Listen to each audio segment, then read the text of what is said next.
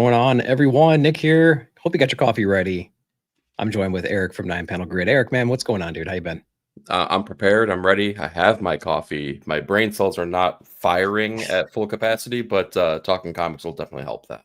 Indeed, it will, man. Indeed. Yeah, we just talked backstage. We're like, we got our coffee and we're so tired, but it is all right, man. It is good. So we are doing the comic book look ahead. So if you have not joined us before for this live, welcome. Thanks for coming in, considering a subscribe and everything. You can see socials down below. Eric 9 Panel Grid.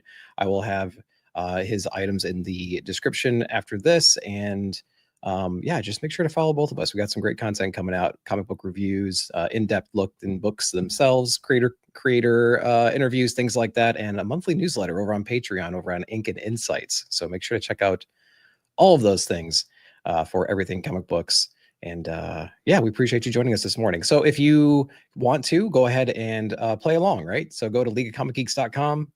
You can go to the new comics section and then navigate to August 6th over at the top here. We're going to go week by week, talking about the books that we are excited for, what we have on our pull list. Maybe I'm doing something that Eric's not, and maybe he's doing something that I'm not. Maybe you guys are reading something that we should be reading. So make sure to participate in the chat. Let us know what's going on, what you're excited for every single week. We've got the early bird in here. James, what's up, dude? Thanks for coming in. Nice seeing you, James. Yeah, appreciate you, man. Thanks so much. All right, Eric, you ready to go? Dive into the 6th here? Let's do this. I'm going to give you the honors, man. This is a fairly decent top row here. What are you looking at up here? You know, it's kind of funny. So if I'm being honest with myself, I said I was going to drop a couple books here, and I keep finding myself coming back to those books, whether it be because of short weeks or whatever the case may be. But this top row is pretty much stacked. I'm picking up Absolute Superman without a shadow of a doubt. I've been loving that book, having a great time with it. Ultimate Wolverine, kind of the same thing. It's giving me all the flavors that I'm not getting from Ultimate X-Men that Peach is doing. But Right. Speaking of Ultimate X-Men, and I'll say the same thing about Absolute Green Lantern. I keep in my reviews going, it never really eclipses right there in the middle of the pack kind of stuff. And then a short week comes and it drops that same week. So I'm like, well, I know, right? Yeah. I have the time, like I don't. So I keep think that's coming. why they do it. I think that's why they do it. It could be. It could be. So like, I'm not going to sit here and make any bold proclamations about not reading them anymore because I keep coming back. So almost the entire top row, with the exception of Uncanny X-Men, I'm going to be at least checking out, probably, maybe. At least checking out, probably, maybe. Yes. That's the 7 a.m. talking right there that we mentioned earlier. The only thing I could be definitive about is Uncanny X-Men. I really, while that's the strongest X title, I just don't really dig on what they're doing with the line of X-Men books right now. Yeah. Yeah. And it's one of those things where, like, we all started the new wave of X titles that came out, like a year ago or a year and a half ago, whatever it was. And we were all, hesitant about it. We all gave them all a shot. We read every single one of them, and then we fell off by like 3 or 4 or 5, right? And maybe a couple lasted a little longer. But now they're at 19, and it's hard to like run that record every month and say like, oh, I'm not reading it because it sucked, 15 issues ago. Who knows what it's doing now? And that's just kind of the problem. If it doesn't grab you, you're not going to jump in at 14. So that's a big problem, I think, for comics in general. Yeah. The dream of Krakoa is still alive in my heart right now. Yeah, it's true. I'm just, I'm not ready for this new stuff, which feels like the old stuff. That's right. Hardcover extraordinaire, Simpleton, up in the chat right now. What's going on, man? Thanks for coming in. Check him out on IG. Does some wizardry, right? I mean, it's not normal. There's blood magic involved. I'm sure of it. There are. The sacrifices are being made. Yes. To either body or spirit, one or the other, and he's achieving some great stuff. Reboot coming. Oh, absolutely. Yeah, before issue 30, we're going to get a reboot on all these things for sure. Yeah, exactly. So I'm with you. I mean, Absolute Superman's my favorite on this row. Green Lantern, I'm with you. It's going to be a shorter week this particular week, so it might make the stack just from that perspective. Wolverine's been good, but it's lost its the key thing for me was he was Winter Soldier, and now he's not. So is that going to like turn into an X-Men book? It feels like, why wouldn't it? I guess unless he gets totally brainwashed. Yeah. Ultimate X-Men, I stopped. After the first arc, and Uncanny, I stopped after the first arc. So yeah, just basically those 3. Superman being the most popular of the row.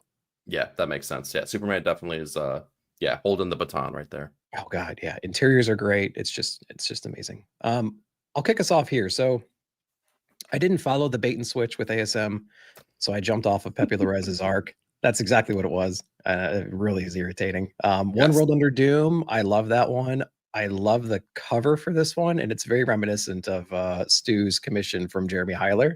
100%. That was the first thing that I thought of. I was like, oh man, they did Yeah. Jeremy dirty. They did. I think that they owe Jeremy some royalties, I think, from this, because this is like damn near a swap. If it zooms out enough and we see the rest of the chaos around here, it's damn near a steal, man. So, yeah, Exactly. Yeah. crazy. Something's Killing the Children. I am still reading it. The cadence has been really weird. I think there's a really awesome variant. Yeah, I got this variant right here. This is the one I picked up, which is not a Frizzen and which is awesome. I just love the colors and the mood of this cover. I dig that. Yeah. So yeah, that's who the is one. That? You'd ask. This one right here. Yeah, I've no clue. I've never heard of that person. Me neither. Okay, interesting. But more notably, no Frizzen. Interesting. Sales must be, peaking. Yeah, right. Let's see the next one. Oh no, they got Tula coming. Never mind. They're struggling. Wait, let's rephrase that one more time. Eisner award-winning cover artist Tula Lotte. I don't want to talk about it. Yeah, I bet you. Did she win this week too? Oh, she did. Yeah. She just won. What was it, yesterday? 2 days ago? Oh yeah, best cover. That's right. I'm still bitter about Somna from last year. So anyway, that's where my brain went immediately. I'm still not used to who won this past weekend. Captain America issue number 2. Issue 1 was fine. So issue 2 is something I'm looking forward to, especially in a smaller week. And then Batgirl I haven't read since the end of the first arc or so. Gotcha. Yeah, Captain America. I mean, I want to give it as many chances as possible because Chip generally does good work. I dug the artwork in it. Yeah. I didn't necessarily mind plucking the characters and fast forwarding and dropping them again another 20 years in the future, like to present day.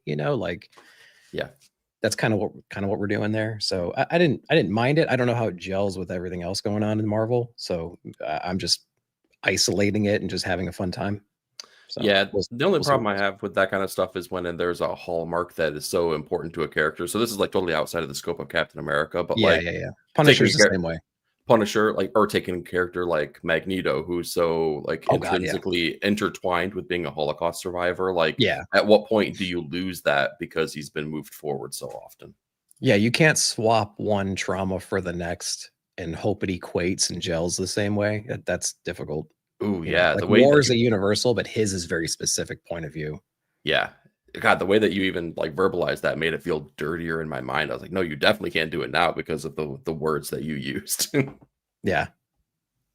All right. Yeah. Anything else in this row for you? What are you thinking? No, I'm the same way. In fact, I stuck around for the first couple issues of JRJR, I believe, and then ASM. I was like, okay, well, this is all just like you said, a bait and switch. So I dropped that one. I'm not having as much fun with One World Under Doom as I think everyone else is, but that's not to say it's bad. I think it's actually a pretty successful event in the grand scope of the events we've gotten over the past probably 5 years or so. Yeah.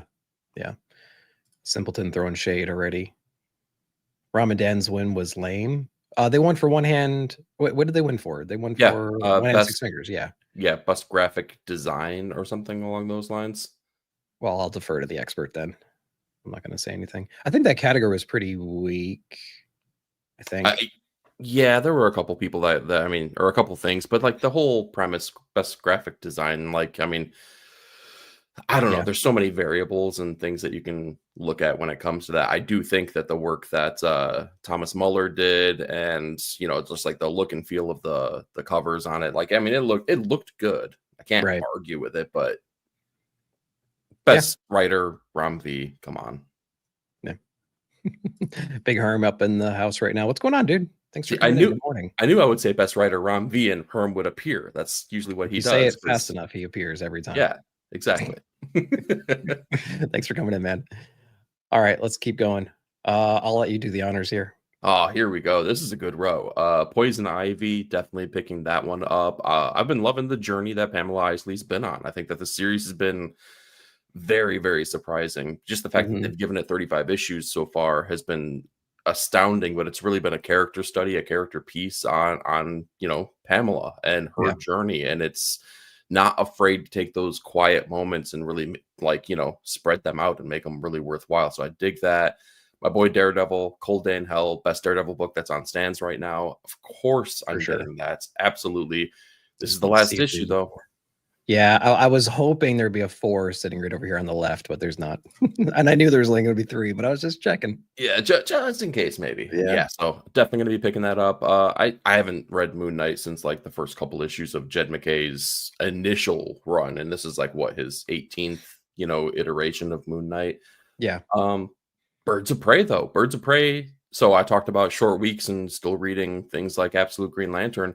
I dove in on Birds of Prey because I didn't previously, and it's a Kelly Thompson book, and I had a really good time with it. Like, it was middle arc, like it was not a jumping on point by any means, but yeah, it was pretty cool. I dug the artwork. I really dug the writing. Of course, I would from Kelly, so that was good. And then Storm slaps. It's the best Marvel book that's on stands right now for an ongoing series. So yeah, I really, really like the cosmic aspect that they're kind of approaching this book from, which I never would have anticipated, but it works really, really well. Yeah, and she's writing a hippo, guys. So if that's not enough incentive, I mean, who doesn't want to ride a hippo? And we got some cool variant covers as well. So man, Opera used to be really good with the ads, but now it's slipping and letting them through, which is why I use Opera for this video. It's interesting. You got to get that ad blocker on Chrome. It's been working wonders.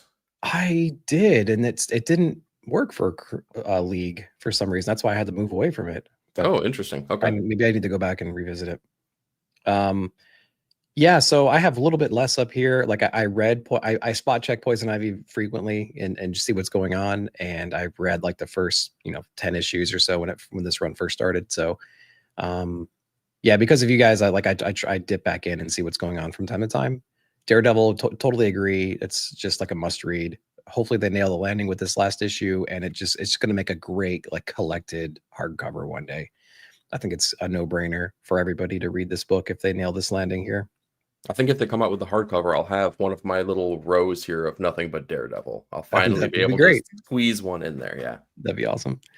Moon Knight, I'm not reading. Birds of Prey, I haven't been reading. In Storm, I spot check too. So nice. A little bit lighter of a week for me up here, or row for me up here. This one, nothing, I don't think. Not reading World Tree, JSA, Radiant Black, Venom, or Deadpool. Ugh. Yeah, there's a handful of these books that I dove into and tried, but I can't say that I've stuck around with anything. World Tree totally lost me from almost the jump. I think I gave it maybe 3 issues. All New Venom, I gotta say, like, I don't poo-poo on the idea of Mary Jane being Venom as much as everyone else does. That being said, I didn't make it past issue 2, so I guess that tells the story. Yeah. And then Radiant Black, I gave up on that one a long time ago and didn't go back in. 36 issues. Jeez. Dude, I mean, that's Kyle Higgins, right? Mm-hmm. Yeah, he was the talk of the town for this longest time, too. Like, he came off of Power Rangers with, like, big energy and basically being able to make his own Power Ranger universe. And now it feels like, I don't know, nobody talks about it, or very few people talk about it. Mm-hmm. Yeah, it's not in the forefront like it used to be, I don't think. At least in our circle. Exactly. Yeah, I mean, I agree with pretty much everything up here. I'm not reading anything and don't have too much interest in jumping into like an issue 16 or an issue 5 or an issue 9 at this point. So, yeah. Kind of lost me at the jump a little bit. You kick us off here. What are you looking at? The only Resurrection Man Quantum Karma number 5, penultimate issue. Plus the way that the last issue ended with that little teaser, the tag for incorporating another lesser known Vertigo-esque character, that's going to be cool. Good Lord, man, it's already had really good covers. Wow. I got a problem with this face mask, but we'll get into that later. Oh my God. Oh, dude, he's got the precious metal, man. That's it. He's building a memory. Yeah, they definitely are. Wow, that's pretty dope. Oh God, this is like Matrix. It's It's all over the place, man. Yeah, Oh, I it's love it. Oh, it's like a mirror reflection of himself. Oh God, I'm the more I look at this, the more I see. yeah, That's crazy. they're at the intersection of time and space and being. Wow, what a great cover. Hmm. Cool. Yeah, that's the only one I think on this row for me as well. Not reading Vader or Walking Dead or Hulk or anything. I read the first couple issues of Red Hulk and it was okay. It just didn't move the needle a lot. Yeah. And then Wolverine I never started. Yeah, so Resurrection Man for me as well. Yep, there we go. Yep. Okay, over here, man, this is going to be one of those weeks, isn't it? It sure looks like. Well, they Jeez, haven't spread the wealth. We got a little bit of probably week 1 and week 5 of July. it's true. It's true. Yeah. So Secret Six, Superior, Justice League Volume 2, Issue 3, Godzilla Kong. I might read that one, but man, I don't like the book. You know, I was and then Real American Hero and Gwenpool. I'm not reading any of these. not reading Dang. any of them. Yeah, I hear good things about Real American Hero. I hear it's the superior G.I. Joe book from certain individuals. It So was really good. Like, dude, I picked it up when it first kicked back off again. At what was it, 308 or something like that? I think. yeah, 301, I think. 'Cause I 301. think that Yeah. at IDW they got all the way through 300. And it was good. I really enjoyed it. But then Energon kicked off, and then I'm like, well, I'll just read this because Hmm. it just was flashier, It didn't have that. But this book was good though. Like Real American Hero was good, and I don't know why I dropped it. I should have kept going with it. I just didn't know enough about it, and you needed to know a little bit. They threw you right in. They didn't baby, step you at Yeah, all. Energon did the opposite. It was a great starting place, so I yeah. didn't feel as lost. I felt like I was catching up when I was reading this, but I felt right at home when I was reading Energon. So, It's hard not to get like caught up in the hype of all of it too. The oh, of course, interconnectivity of the Energon universe, especially as Image, opposed man, they to know how to do it. yeah, exactly. Yeah, Christina, moderator extraordinaire, up in the chat right now. Good morning. Good Thanks for morning. coming in. Hope you got your coffee. Hope you're feeling all right. Hope everything's good. And yeah, thanks for coming in. Cheeky Devil. G'day, fellas. You Cheeky. boys wore me down. Started reading Kaya today and read the first trade this week. Nice. This is for you. This is for you. That is awesome. It's a fast read and it's really entertaining too. Once you understand the characters and the world and the dynamics going on, it's a very quick read. Yeah, breezy. Yeah. Yep. And each issue is only like 19 pages. There's no ads. If you're a single issue buyer, it's around 19, no ads at all. You breeze through it really quickly. It really makes you think about the other books you have because the other books feel twice as thick, but there's 2 or 3 more pages, but there's 15 pages of ads in those books too. Yeah, and give you so much less emotional weights, adventure, action, wonderful writing, and visual storytelling. Character development, everything. Mhm. Yeah, it's good. We're Yeah, happy for full you. package. All right. Anything up here for you? Oh, August, what are you doing? What are you doing to know. us? It's No. rough. I like the Arnold Schwarzenegger rendition of Lion-O there. Yeah. That's a take. I'm cover grabbing Hello Darkness, just obviously for the Frizen horror covers that she has coming out. So those are pretty dope. Okay. This one's not my favorite, but there's been a bunch of bangers recently. This past month's was really, really nice. I love that one a lot. Yeah, it's a cool one. It's got me thinking of like, Dana Barrett, Ghostbusters in the chair kind of Ooh, vibes, so that's pretty good cool. call. Yeah. Yeah. Yep. And then Falling in Love on the Path to Hell. I've been reading this book still, and it's been cool. The release schedule is murdering this title, and I Whoa. really wish that the Lone Wolf and Cub homage was open order. It's not. It's like a 1 in 15. Are they doing that for every issue, or is this just a one and done thing? This is the only one that I've noticed. Oh, So I'll go back one. Yeah. dude. Okay, I would buy every single issue of this book if they did that. I know. And I saw it like, oh yes, I gave up 1 in 15, 1 in 50. What are you doing to me? Dude, So can you click on the 1 in 50? Just, I'm not gonna buy it, like full disclosure, but come on. yeah. Ah, I want it. I want it so bad. Those are Mafood trees right there.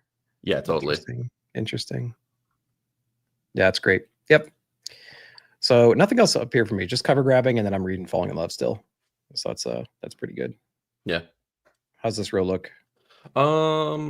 Oh boy, we're gonna breeze through this first week here. I am going to pick up the Wolverine by Chris Claremont #1. This is one of the, if I'm not mistaken, it's kind of like the Days of Futures Past 140.5, where I think Mhm. this was included in that big hardbound collection of the Chris Claremont era of X-Men that came out a couple of years ago. Yes, exactly. Yeah, So it's got Steve McNiven on artwork, which is, oh, I'm sorry, Steve McNiven on the cover, Tom on the cover. Riley on Yeah. artwork. Mhm.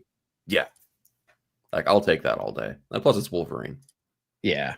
Yeah. I might jump in. This is gonna be a really bad week.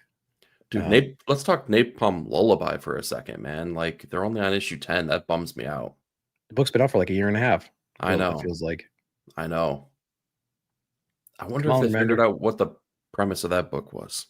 Because I Two sure people didn't. with powers having to deal with a world that they don't want to be in, and they have to assume responsibility and take on the powers that be with a father who's never around for him or helpful, and then he probably dies, and then they have to deal with It's things in their own. And there's a rift that grows between them. I didn't even read the right. book, and that's exactly what you can expect, though. Maybe, possibly, yeah. That bumped me out so badly that I had to drop that one. Yeah, yeah. I'm not picking up anything up here. I might dip into Wolverine, but everything else I'm not getting right now. Yep, big old same. All right, we might be in a scroll situation, so let's take a look. We'll speed run these rows. Anything for you up here that you're interested in? I'm not reading anything unless Greg bullies me into I reading was gonna Dick say, Tracy. let's just kayfabe it. We're both really excited for Dick Tracy number Ugh. 11. Cannot wait. God bless. It's been such a good. The crime, the drama, the intrigue of this book. Stunning. Yeah, So good. in the canary coats. Yeah, Yes. canaries are yellow, right? It's still early. Okay. Anything up here? Vampirilla, No, Silverhawks, Bitterroot, no. Herculoid? No. Red Uh, Sonja versus Army of Darkness. I should be reading that book because I'm a huge Army of Darkness fan, but I'm not. I just want to mess with you all morning. Be like, no. I'm sorry. Did you mean Eisner Award-winning Red Sonja versus Army of Darkness? No, it didn't win though. Yeah. Eisner Award winning Teen Titans Go? No. Yeah. Oh, here we go. We got something. The ending of Null Hunter, the last issue. Oh I yeah. believe it's the last issue at least. Interesting. Yeah. Hold on, I gotta fight through all the ads. Yeah, issue number 10 is the last one solicited. Mm-hmm. Let's Yeah. see. So Usually it says something here. Maybe not. yeah, artwork is super cool by Gustavo Vargas. In fact, he's Hmm. got a Kickstarter right now for like a uh cyberpunk Peruvian adventure story that he's been working on. So that's been really good. Michael Walsh. Michael Walsh is an underrated storyteller, in my opinion. I think that the work that Yeah. he's done on Silver Coin, the work he's done on Frankenstein or Universal Monster Frankenstein, really great stuff here. Null Hunter's been a heck of a ride. I've really liked it. Yeah. He sold me on Universal Monster Frankenstein. Like I bought the hardcover and everything. I was all in on it. So what a It, great piece of work that was. yeah, it was the best of the bunch for the Universal stuff. Yeah, that and Dracula are right there. Martin Simmons and Tynan doing some stuff. Yep. If you miss this Jock cover all those years ago or whatever, here's Detective 880. So you can grab that as a reprint and everything else. No, I'm skipping. Skipping. Yep. Nothing up here for me either. Holy crap. Ooh. Are you doing monkey meat? Well, I mean, I wouldn't put it that way. I will be picking up and reading Monkey Meat. Yes. Yeah, that's a really fun story. Juniba Juniba? Yeah. is killing it. Yeah. It's it's indescribable almost. It is just such a weird esoteric story. Yeah. But it's totally worthwhile. If you dig on anything else that Juniba has done, consider it. Dive in. See what he's doing on the indie side. Yeah. Bad Idea has cul-de-sac number 1. So if you're into the whole Bad Idea thing and your shop gets it, I don't even know what the distribution is in that book anymore, who's doing it or whatever, probably Penguin or Lunar. But yeah, cul-de-sac if you're into such things. Yeah, Nothing else up here though for me. bad idea is in that I can't even use the fool me once thing because like they fooled me 5 times, I think, with the initial launch of Bad Idea. I don't Really? own any Bad Idea books anymore, so there you go. I think I have one. I didn't jump on the train and my shop didn't get them because they had weird distribution policies. Yes, they did. And I think I had, wasn't ENIAC one of them? I think Yes, ENIAC that was one of was them. like kind of like the launch title for the direct Yeah. market. I have the second print, I think, #1. I found it in a shop in Florida when I was visiting my folks. And so I was like, oh, I'll grab that. But it wasn't like the hype, it's not worth anything. Yeah, exactly. They were just so rare and weird to get.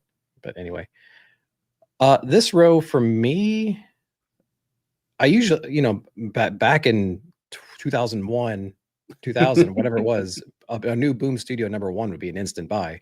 But that, maybe blink and you'll miss it. This Illuminati, issue #2, 1 was okay. It was an interesting book. It had a lot of drama. It had a lot of mystery. It had some cool artwork, I thought. Man, again, it's that short week syndrome here that might drag me to issue #2, but nothing else on this row is really on my list. Yeah, Blink and You'll Miss It is one of those outlier books. Maybe it makes the cut, maybe it doesn't. Yeah, But Ethan it's only Parker. because I got no Oh, it's Ethan background. and Griffin Sheridan. Okay. Well, that's gotcha. The podcast guys. Stegman's Oh, podcast and Zdarsky's yeah. podcast. Those are those guys. Yeah, that's right. Oh, okay. All right. Well, maybe that makes it a little bit more enticing to dive in. Yeah. I forgot about that. Okay. They were on someone's podcast. It was either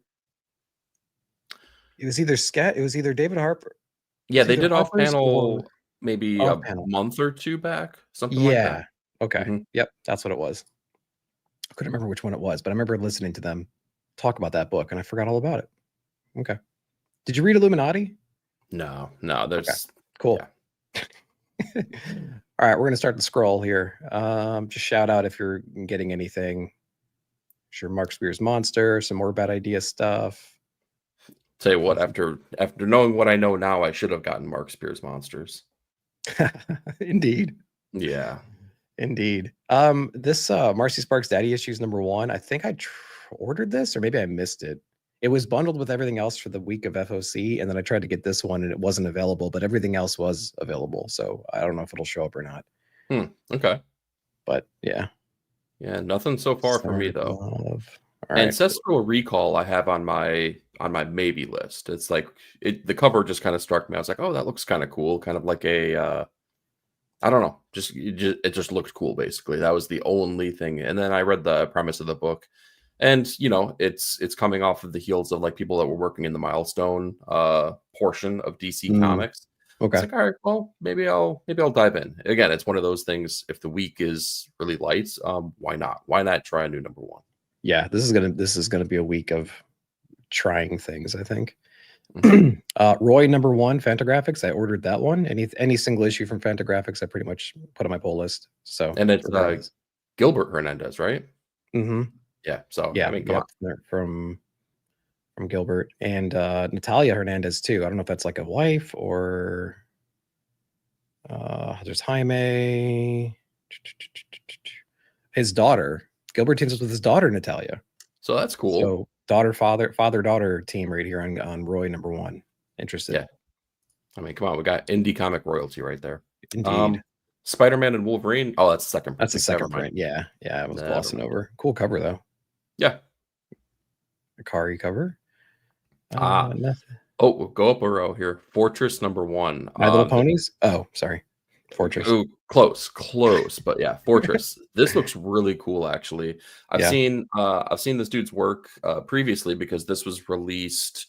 I think I don't know whether it was just like a Kickstarter or whatever the case may be, just self-published and put out through Etsy or something like that. Yeah. I dig the cover design, and in fact, I think I kind of caught wind of this because of Rogue Collecting. He's always putting out excellent stuff on IG, and every once in a while something catches my eye in a way where I'm like, ooh, I got to go check that out. So Fortress, I'm really hyped to see. The cover design looks amazing. I've seen some of the interior artwork on it through his IG, him being Joel Vanderkamp. So yeah, cool. I'm kind of stoked for that. Yeah, good call to check that out if it's around. Simpleton agrees. So close of ordering Fortress. Yep. Trying to think. Death of Power #7. I always pre-order all those. So getting that through Kurt Burdick over on his Yeah. Etsy store or something like that, or Kickstarter, or I think he has an Etsy as well, so you can check that out. Very mature, very bootleg, very Yeah. insane. He's part of the power panel Power panel. cult. Yeah, exactly. I think he's putting Death of Power outside of that scope, but all of his other work is through them too. Yeah, they're like, we don't want to touch this. It's a who little knows? dicey. A little dicey. I might just go ahead and skip the week because I'm going through here and there's a lot of like exclusives and second printings and all this other stuff. So we're just gonna go ahead and jump. Yeah, move along. Move over to the 13th. All right, I'll take the honors up here. I'm sure we have a lot of overlap. So we have Absolute Batman issue number 11. I think the last issue blew us both away. Yes. And got our hype right back up to 11, pun intended. And Ultimates number 15. Very episodic, but it's one of my favorite Ultimate book sets out right now. Spider-Man's around there, but Ultimates offers so much more variety than Spider-Man does, I think, that it's just, you never know what you're going to get in an Ultimates book. And more often than not, it's thought-provoking, it's engaging, it's exciting, it's showing you something you did not expect. And I think that's what is the key element in the Ultimates ongoing run right now.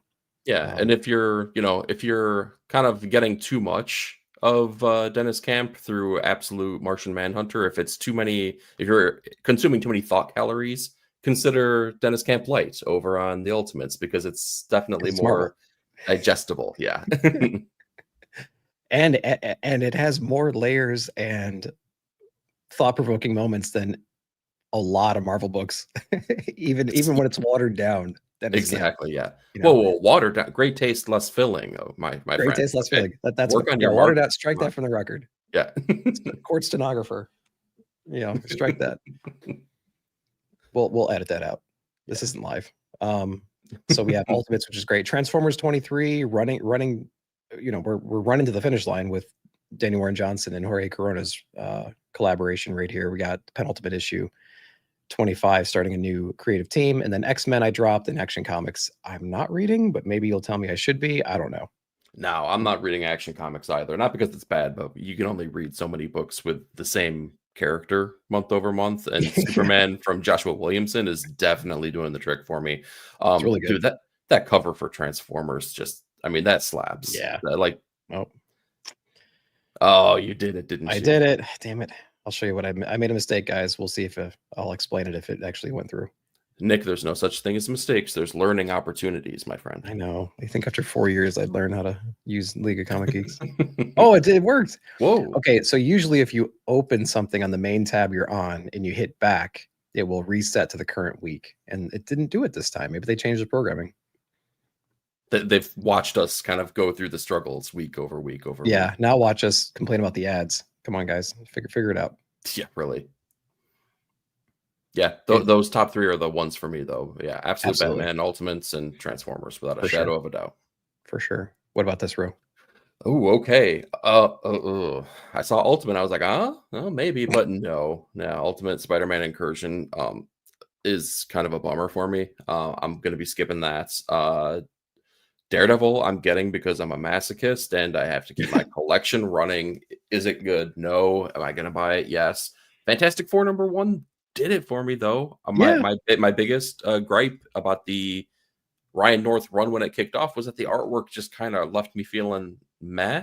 And this doesn't. It's Humberto Ramos, and it's awesome. My only beef is that they kind of split up the team, and I really wish that for a new #1 they built on the team dynamic as opposed to giving us the individuals. So, but I'm pretty sure this issue is going to be righting that wrong. Yeah, maybe they did that so they can, like, if you are a new reader, you can isolate each character and figure out what their core being is instead of having to figure it out through a team dynamic. So we'll see. We'll see if it holds true. Yeah. I'm kind of with you. Actually, the only thing I'm reading is Fantastic Four. So Ultimate Incursion, I read issue #1. It disappointed me so hard. And and then after that issue came out, everything, like, Spider-Man abandoned the fact that even happened. I didn't even read issue #2. I flipped through it at the shop and I'm like, this doesn't look good. I don't like where it's going. it might be essential reading. So I'm relying on you guys in the chat to let me know if like, are we missing anything giant in Incursion? Specifically issue number 2, and what is it setting up for issue number 3? Is it something that we're going to regret for narrative purposes in the Ultimate Universe? I'm not reading Miles Batman or Daredevil, but yeah, I'm interested in Fantastic Four, especially after seeing the movie. I just want to consume Fantastic Four, and if there's a new one on the shelf, I'll give it a shot until it bores me, and then I'll fall off and I'll go into the backlog and read tried and true stories. But yeah, I think it's a good call. This row up here, so 2 books really stand out for me. So we have Spider-Man Wolverine issue number 4. That was an incredible first few issues, and we have some great revelations and some drama, and did he do it, did he not do it kind of storylines going on right now. And the interior artwork is incredible and insane. Love that story so much. And then Batman Dark Patterns, I thought 9 was going to be closing out this run, but we have 12 issues now. So we have another story arc coming after the conclusion of this one right here. So 3 criminals, 1 gun, 1 wound, 1 life. It's going to be interesting to see what the final act is in this series. But Dan Waters and Hayden Sherman are knocking this one out of the park. And we get some cool Ashley Wood variants as well from time to time. Yeah, those variants look so great. Yeah, he's doing a great job there. And then, yeah, I'm excited to see how they collect this and if they do anything deluxe with it. I think it's worthy of that. I think they have to, right? I mean, it's the perfect like collection of great Detective Batman stories. Yeah, and I've said this before, but like this and Batman and Robin Year One, same time ish. You know, it's like early stage Batman, but you're getting different flavors of what that early stage Batman is doing and how he kind of takes on the criminals or the investigatory aspect of it. So yeah, really good Batman books. Definitely better than the flagship title that I haven't read since the second Hush issue. Yeah, I guess I shouldn't say that without reading it, but like my gut instinct is pretty good on that. So Derek in the chat, man, thanks for coming in. Good morning to you. What up? Yeah, shout out what you're picking up, dude. Let me know. Everybody in the chat, let us know what you're getting week to week. What are you looking forward to the most? If something's on your radar, it's not on ours, you think it should be, let us know. That's why we're all here in the just kind of chilling, looking at lists. DC Deluxe. Yeah. So I want to know your thoughts on the Supergirl Woman of Tomorrow deluxe hardcover. I call it deluxe. What about that hardcover right there with the slipcase, spot foil, all that good stuff? If you have any thoughts on that one, let me know. Because when I saw the design of that, I'm like, well, this is a no-brainer. Plus, it was one of my favorite stories of the year, and it's just an incredible collection and interior artwork and everything. So let me know what you think about the Woman of Tomorrow deluxe hardcover. Maybe it's an outlier. Oh, there's another one that you might be happy about. Bilquis won Artist of the Year in the Iceman. Oh, I think for sure. I think that was totally worthwhile. Yeah, that category, I think if I remember correctly, that one was pretty stacked. Yes. So I'm not mad at that at all. She did the work on Helena Winhorn was incredible. So yeah, I'm not mad at that at all. Anything else up here? Nope, same ones. Cool. What about this row? Ooh, let's see. Aquaman. Aquaman is okay. If you're not reading Aquaman, you probably should be. It's a really fun adventure story, and if that's just like the flavor and scope that you're looking for, like Aquaman's going to be the book for you. I feel like it's. I like the aspect that they're pulling in these literary characters, aquatic themed literary characters, and making them part of the greater story. With the Captain Nemo, the Lady of the Lake, you know, the holder of Excalibur before Arthur actually gets it. So I like that they're playing on the mythos of that. It seemed like it was going to be very connected to the DC All In and like maybe where Darkseid was, and I feel like that was a little bit of a bait and switch. But after you kind of let that aspect go, you're like, oh well, this is just a really fun classic adventure story. So it's making me pick up an Aquaman book and really enjoy it. So kudos to Jeremy Adams.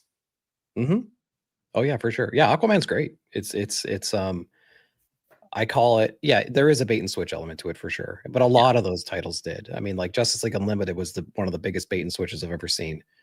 And I haven't touched base with it since it deviated from the main concept of trying to figure this out and developing like the unlimited Justice League, you know?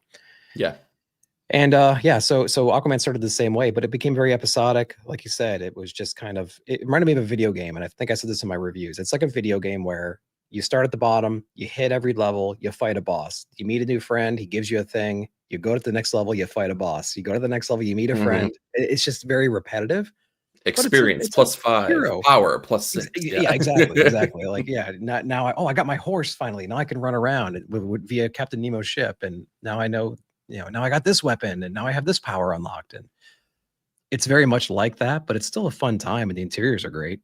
So it's not a boring book. It's just I went in with certain expectations, they weren't met, so I'm just enjoying what I'm given, and it's not a bad ride. Yes, exactly. Yeah. Anything else up here? You're not reading Bug Wars or anything like No, that? Bug Wars was good enough. I probably should have kept picking it up, but you know, Mhm. it's one of those things where sometimes good enough just doesn't make the cut. I agree. Jason Aaron, he has a good concept here. I like the idea of like his childhood backyard come to life with this Honey I Shrunk the Kid kind of element thrown into it, and this Yep. like barbarian kind of a thing going on.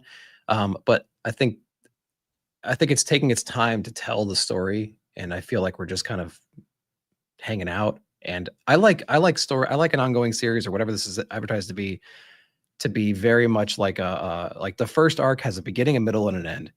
And I feel like we don't really get that. Like this is the 6th issue, so we should be wrapping up the first arc here, here or if not in like the next issue. And I don't feel like I really understand the themes of the arc that well. So Yeah, like in the world of comics, I feel like if you know that you have a limited series being maybe like 6 issues, I don't mind writers writing for the trade where you don't have those hooks and stingers that you need for the single issue experience. mhm. But if you know that the goal is to go longer than that, I really need you to write for both, you know, both those things. Have a big, grandiose, Yeah, episodic, you know, issue and arc and run. And that's, I mean, you know, saying that, like, I know how difficult that is. Do I mhm. still need it though? Yes. You know, that's Yeah. how great comics are made. Yeah, it's hard to write for both. It's hard to keep that interest level peaking every single issue, but also write for trade, Yep. So it's difficult. There's only so many bombs you can drop in a single issue over and over and over again. Yeah. Yeah. Yeah. Yeah, it's difficult. You can't play the escalation game. If you find yourself Right. doing that, then that's when you get into some trouble. Yeah. There's nothing on this row, so we can skip. Oh wait. Uh I'll let you do the honors here. There's some bangers up here.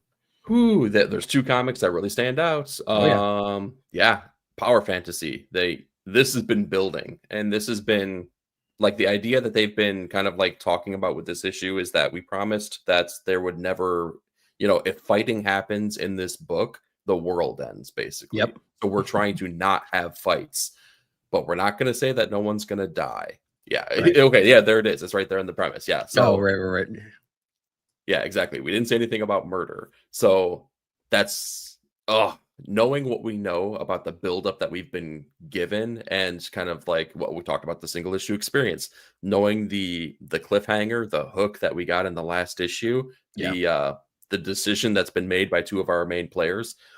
This is gonna be potentially awesome. Like Oh, yeah. every issue's been awesome, right? So like this Yeah. one has, I think this is going to really, really define where we go for a little bit in the series. So I'm hyped for that one.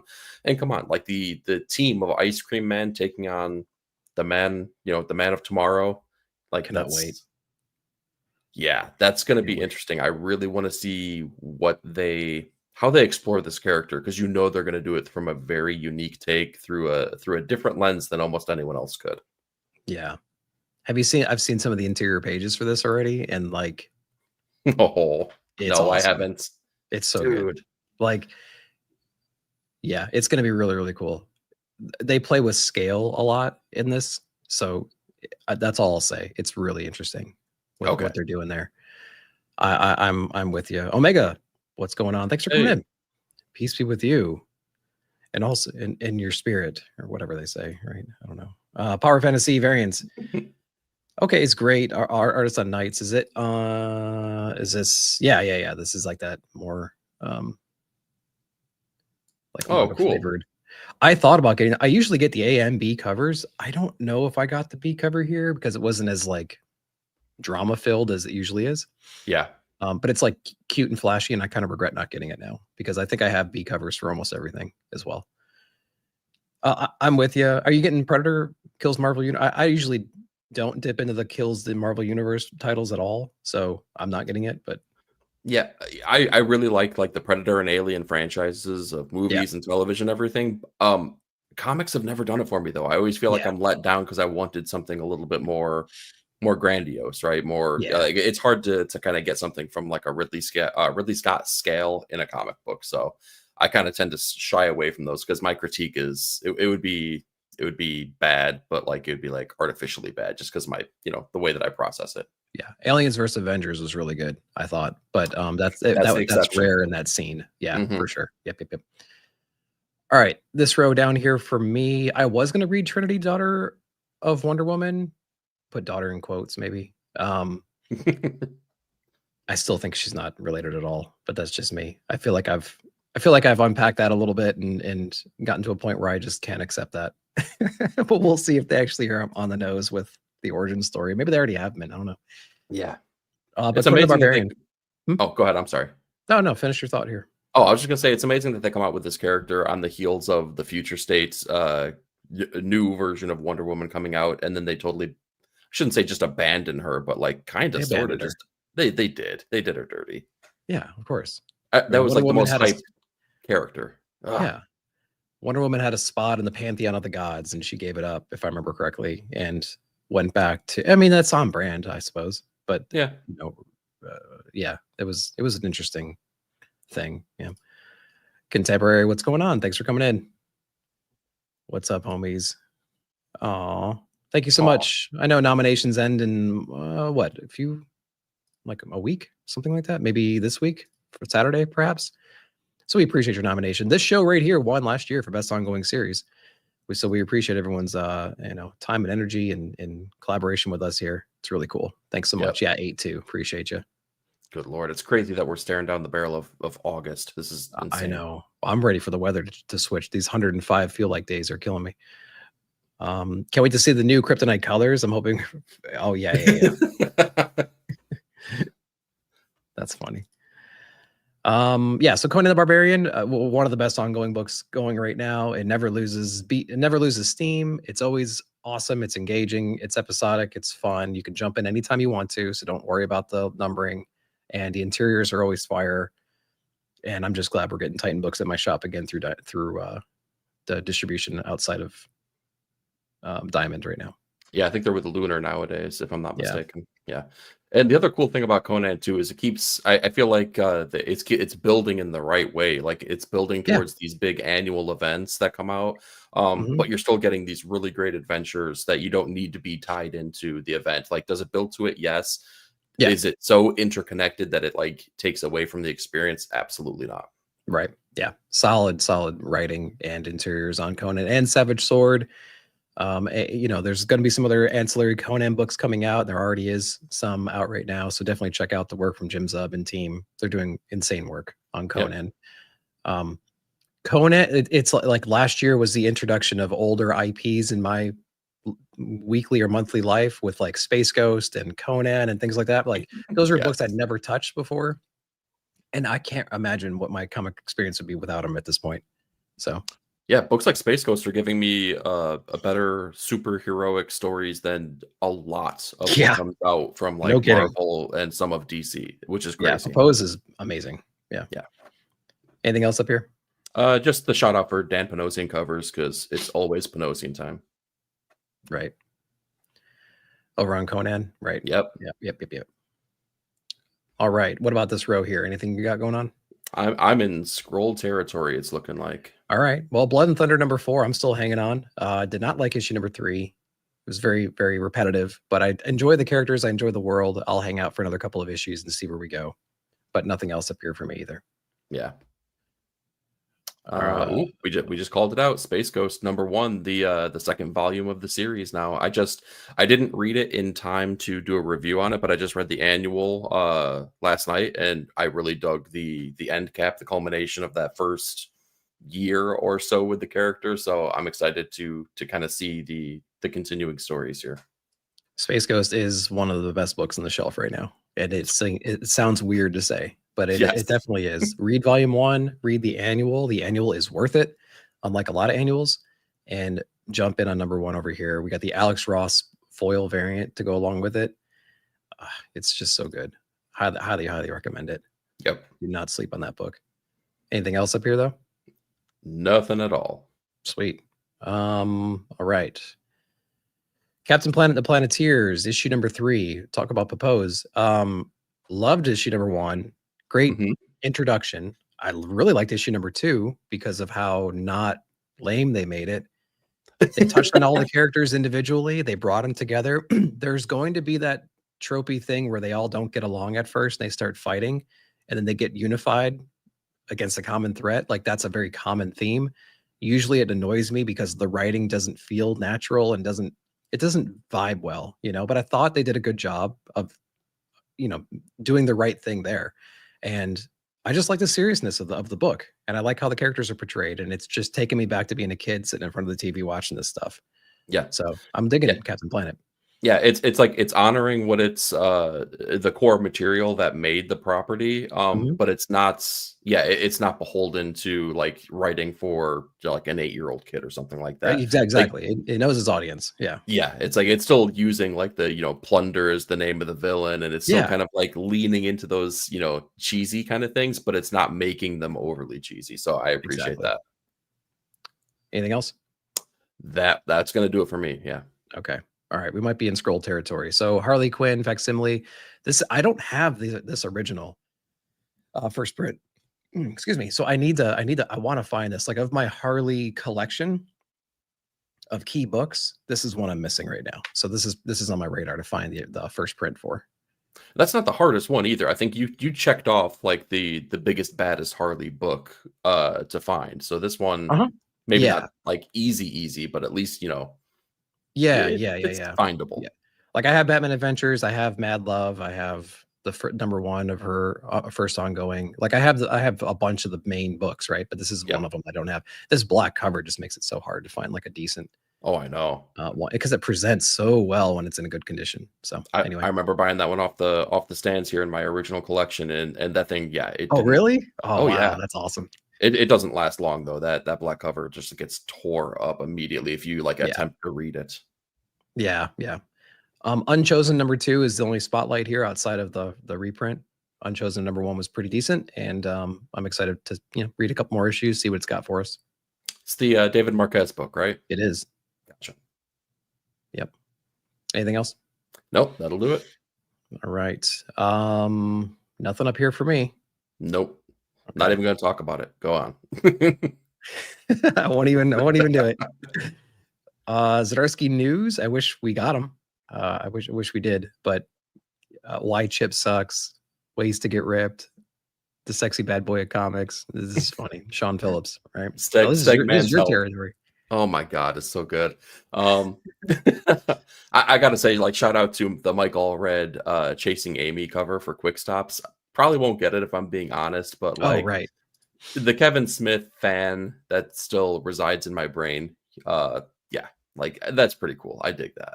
Yeah. I was gonna say that's not Allred though. Oh, that's Allred for sure. Well, it doesn't say Allred. It does it? Who is this? Holden and those are the fake creators in the movie. Oh, are they? Chasing Amy, but yeah, Michael already did all the okay, that's just my ignorance showing then. That's interesting. It's a little bit off style, but that's very interesting. There are some, those are all red knees for sure though. Yeah, well, and you got to remember this also came out in the mid to late 90s. Oh, is it a read thing? Okay, gotcha. Yeah, this was made for the movie that came out way back. I'm learning all kinds of stuff today. Okay, cool. Yeah, I don't remember if I ordered that or not. But anyway, yep, cool. Anything up here? Nothing for me. Slasher's Apprentice has been fun. It's been a cool story, but yeah, that kind of does it for me in this part. Yeah, we're getting onesie twosies kind of. Yeah, the only hard book I picked up was that April Fool's special. Yeah. Oh, the scratch and sniff one. Oh, right. Yeah. Quick stop on the pole. Arch crossover was great. Yeah, the Arch crossover was pretty cool. I liked it. All right, we're seeing duplicates already. I'm just gonna start the scroll here. Nothing. Yeah, nothing. Yeah, we're already starting to see some second stuff. print. All right, let's go ahead and jump. Boom. Week number 3. I'll kick us off. Absolute Flash is in the same boat as Green Lantern at this point. Depends on the week. I want to keep reading it because I feel like there's promise, but I just don't. I'm just not having a good time with it just yet. And then I'm not reading anything else, surprisingly enough. World's Finest, Nightwing, Detective, and ASM. Right there with you. I thought that Okay. Absolute Flash number 5 was going to. I feel like it was like a linchpin kind of issue where it's like you're going to get me or you're not. Yeah. And man, it really let me down so much so that I don't. Okay, I said I was going to make Grand Proclamation, so I'm going to say I don't know if I'm going to read this or not. but the fact that it's teeter-tottering makes it easier to not. The problem is everything else is so good. Like Superman, Wonder Woman, Martian Man are just no-brainers. And then you read a book that's not, it's like, man, is it worth my time? That's where we are with that book. Exactly. I should be reading this because Dan Waters is on it and I hear good things about it. So I want to go back and maybe try to binge this a little bit and get caught up and see if it's worth it. But I just haven't done it. I read the first arc and it was really good. I feel like Dan Waters had gotten his feet underneath him for the super heroic stories, especially with a character like Nightwing, which is intrinsically very different than Batman. Yeah. The artwork, not trying to yuck anyone's yum out there. It didn't do it for me personally. I really didn't. I don't know. It wasn't for me, but that's not to say it was bad. Yeah. Why don't you continue us? What's going on here in this row? There's a bunch here, I think.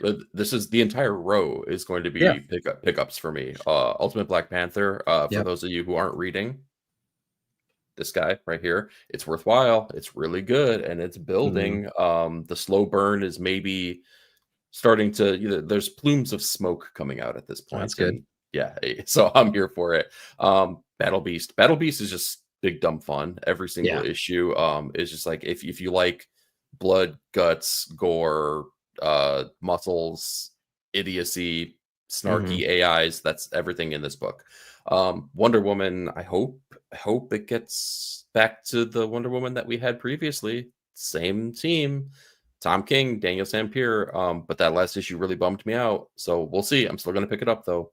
You didn't like all the Mole Man stuff? I kept on saying Mole Man in my review. I was so pissed off in the edit. Yeah. I chuckled every single time you said it though. So hey. Well, and then I put the graphic up. I was like, Mouse Man, Mouse Man, Mouse Man, Mouse Man, Mouse Man, Mouse Man. And I was like, but it made it stick in your head, and apparently not. So yeah, I love the edit of that. I love the mistakes that I made. Yeah, sometimes that's the magic of the videos, right? Yeah, I had Fantastic Four in the mind, and then I was reading this book, and I'm like, oh my god. Yeah, Batman and Robin. It just slaps. That's, again, we talked about Dark Patterns. This is the other best of Batman kind of story. And then Imperial is very good. It's setting the table for something awesome in the cosmic landscape of Marvel. What they do with it, who knows, but I'll appreciate what we're getting from Jonathan Hickman in this portion. The only one I'm not reading up on here is Ultimate Black Panther, and you guys are making me regret it. So yeah, I concur with everything you said up here. There you go. Good stuff. So this row, G.I. Joe number 10, looking forward to. We have the showdown between CoverGirl and Baroness, which is going to be fun. They're just put up against each other in the pit of death for reasons that you can figure out in issue number 9. And we'll see if it's actually like a game or if it's to the death, right? So we'll see where they take that. And then, of course, New Gods issue number 9. I honestly was disappointed the last 2 issues of New Gods. 7 and 8 bummed me out a little bit. They had cool moments, but like the overall issue kind of bummed me out, which is not, I don't feel good saying that, but I hope issue number 9 kicks it up a notch and really does some cool action stuff. That's funny that you say that. Like I of course, because I listen to your reviews as well, and I appreciate your opinion on these comics. I had a totally different experience with the previous issue. Like I really liked the fact that they kind of had a quiet moment and they brought it down, and like they kind of just, I don't know, like caught their breath to hopefully, start the sprint again. We'll see if that happens. So in both we both know the pacing and the flow of a Ram V book. Yes, that does happen. You get action in your face stuff, but then he does that quiet simmer that just builds and builds and builds, and you start feeling safe and you start feeling like everything's okay. And then, I mean, if you read the detective run, that's all that was just that constant ebbs and flows, right? So Yes. it's to be expected. So what I didn't expect was kind of like 2 issues in a row of that kind of a thing, and then it felt like we were simmering and simmering and simmering, and or lessening that simmer down. Yeah, that's true. Anyway, That's true. number 9. Hopefully, it starts boiling over here soon. What anything else up here for you? Only New Gods, honestly. Like, I'm still playing catch up on GI Joe. It kind of Okay. fell off the radar because I thought that interconnectivity was going to be more connected than maybe what we've gotten so Oh, they're gonna far. drag this out, man. Oh yeah, for sure. Clearly, yeah, that's the plan here. So yeah, I do plan on catching up though, because I didn't think it was a bad book by any means. I think it was No. totally worthwhile to be on someone's pull list. Yeah. So glad to yeah, Blokes talked about power fantasy. Oh yeah, it's yeah, something has to go tragically wrong for it to not be in the top 3 or 5, top 3 or 5 for sure of the year. So it's on its way to being one of the best titles of the year. Yeah, Eisner snub power fantasy. Oh yeah, it lost to Absolute Wonder Woman, right? For best new series. Yeah, and it's like, how do you argue that? I Like, I know. mean, That was a stacked category too, though. Yeah. yeah, it's like that's almost 1A, 1B, totally different flavor of books, in the same Yeah. facet though. Yeah. If I had to say, man, actually, that's really difficult. Like, which one do you give it to? Mm-hmm. I think power fantasy is more intriguing, but I love the absolute version of Diana. So yeah, it's interesting. Yes, exactly. Escape is a new giant generator book coming out that week. We'll see if it keeps going down there. Not sure how. Yeah, exactly. Yeah, how this is sorted. I don't even know how I have it sorted right now. Apparently, it's not going to tell me either. Oh, I got to go up. Oh, let me turn off reprints and annuals. That's might help. So it's set to most pulled. So that's why. When we get to it, though, rest assured, Omega, I'm gonna have things to say. It's on the poll. Check your shop too, because they had the limited edition pre-release Ashcan. So like that might be around. So sorry, Eric, I had to plug that one in there. Yes. So check your shop. Some lucky people maybe get their hands on those, and some don't. And in San Diego is the same way. Like there was an email that went out yesterday saying, "Come to the Giant Generator booth. We have a special limited surprise." And I'm like, "Oh, I bet it's that Ashcan." No, I had to fly across the country to go to Heroes to not get a special Ashcan. That's fine. It's fine though. What about this row? Anything? I'm still reading Department of Truth. The last issues really bummed me out, and this is a continuation of that arc. The artwork is good, totally different than Martin Simmons. I'm probably still going to read it though, because new artist, eh? Yeah. It interestingly enough, it's the same artist that is doing Minor Arcana right now, so it leans more Jeff Lemire-esque. Oh, okay. If that kind of gives you an idea of what it's going to look like. So clearly way different. The problem with this book is that when Department of Truth is good, it is exceptionally good. Right. And when it's not, it really makes you question why the heck you're reading it. And you can't do such a shift like that, because you get whiplash.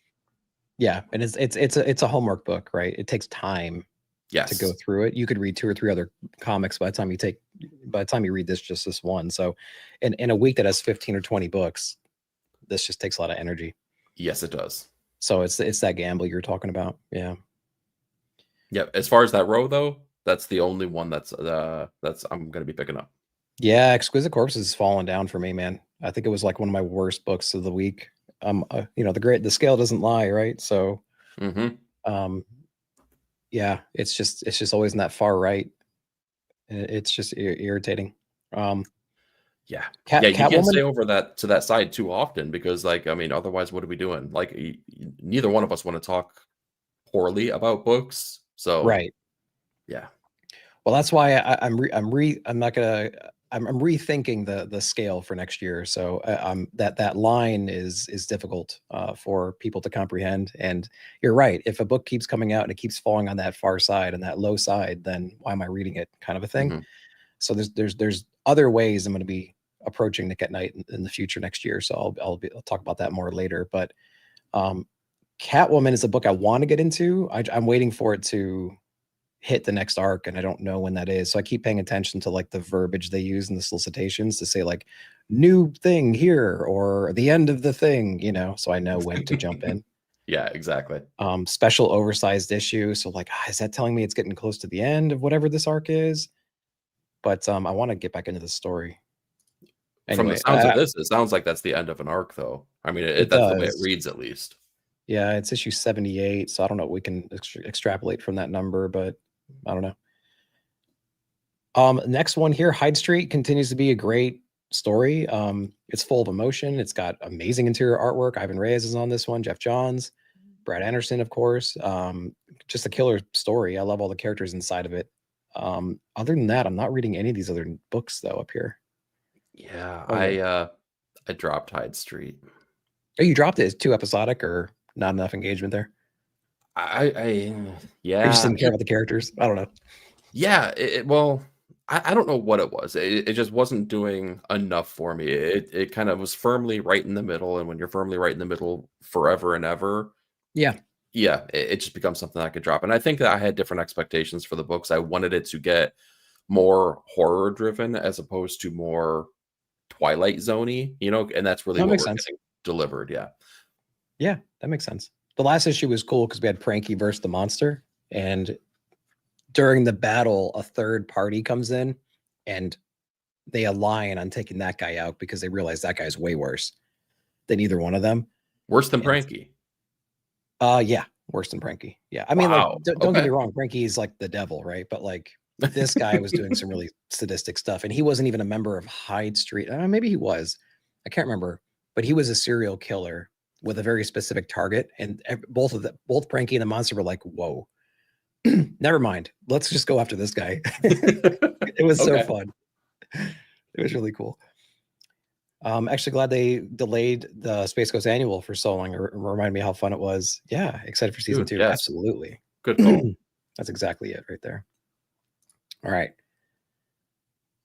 Nothing up here for me. Black Hat #1, maybe, depending on I'll the check week. out. Yeah, I'll check out Black Hat #1. Yeah, well, yeah, you hit the nail on the head. Depending on the Yeah, week. G. Willow Wilson on this one. You know, obviously, due to the character, we're gonna have the usual suspects on cover art. Mm-hmm. No Frizzen though, which is disappointing. Otherwise, it would be on my list. Frisson demands top dollar, and Marvel doesn't give that. Ain't that the truth? Star Wars, Godzilla, Walking Dead, Scarlet Witch, all no's for me. Yeah. Cool. Seasons #7 continues to be just a fun book. There's not a whole lot of meat there. And we have the revelation. And I think I said in my review this past week, it's like, we know the problem. We've escaped. We're going to regroup. And now we got to tackle the issue. Like, that's where we are in the story right now. So it's pretty cool. But I love the interior artwork. Paul Zucchet is on it. He's doing a great job. Remender's telling a cool story. And I just love the characters of it. So it's a good time. Is it a must read? No. But is it a good time? Yes. That's where I put that. I would argue there's a lot of meat on that bone. Arguably a giant goldfish-sized amount of meat on that bone because Gilbert I think is it was in her huge. head. I tried to figure that out. Yeah. Is it? We don't know Well, the you nature don't of know, this. and that's the point. Yeah. Yes, exactly. I love that talking goldfish though, and their Oh, me too. relationship, which is very silly to say, but also very true. If I ever wrote a comic, I guarantee it's going to have some snarky sidekick that just kind of floats around next to the person. That's kind of where things are. I thought you were about to say if I ever do a comic, it's definitely going to have Danny on every And it's single going to have cover. Danny on the cover. Danny doing a self-portrait. Yeah. Yes. I really wish this wasn't an incentive. I don't think there's a lot of hype for the book in general, or maybe this cover in general. This might be a, you know, aftermarket, like a third-party site purchase at some point, because I do really like this cover. Yeah, it's brilliant. I mean, come on, it's Danny. Danny does awesome work. For sure. Anything else up here? I want to say Spider-Gwen just because I feel like the character has the potential to be really cool, but Stephanie Phillips, though, I don't know. We'll see. yeah. Like I it's the more last the same, I think. time. Yeah. So yeah. For me to get into a Spider-Gwen character right now, we have to have a dramatic creative shift on it, I think. Yeah, like I would somebody agree. with a totally different viewpoint, totally different point of, you know, perspective and everything, just to kind of get me engaged in it. Yep, totally. And that's the same way with a lot of books, to be honest. But like, yeah. Here's your Escape #1. You're excited for that one, I know. There we go. Yes, Rick Remender doing Rick Remender things. On top of that, Oh, yeah, on artwork. Yeah, the artist that was responsible for the latest thing I can remember is Avengers Twilight. yeah. And that book looked stupendous. The colors, man. Yeah. And I know that this has been on their to-do list and on the on the project scope for a long time. So they've been working on this year over year over year. Yep. Meaning that it's been given the time and level of care to make it something that should be pretty darn special. Right. And if you dig on things like Beneath the Trees, it's going to give you that same kind of flair where there's the anthropomorphic animals out there. Yeah. Tradmore 1 in 50. Interesting. Oh, 1 in 50. Dang it. Come on. Yeah, right. Yeah. Trad. Yeah, they're reaching there, man. It's funny hearing artists talk about that though when they realize that their covers are like 1 in 50 incentives. Like I heard Jim Mafood talking about that, and he was like, he legitimately sounded pissed off. He was just like, yeah, but it's like a 1 in 50. Who's gonna get that? And I'm like, yes, dude. Yes, a man of the people. Preach. Exactly. Yeah. He had a bunch of like Danny has a bunch of 1 in 10s. And so, as a Danny mark, it pisses me off because I know we're not going to get 10 copies of that book to get it. Like the seasons. We probably only order 2 of those. So I'm not going to pay out the ass for it. Yeah, no kidding. But yeah, I'm excited for that one. Yeah, same here. Hyped. Yep.